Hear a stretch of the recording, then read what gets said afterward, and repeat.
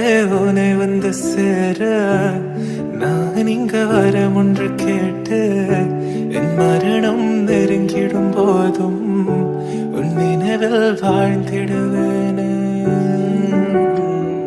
தீராத துயரத்தில் நானும் காற்றோடேன் கடந்தாய் நீயும் நீங்காத நினைவொளியான அன்பே அன்பே.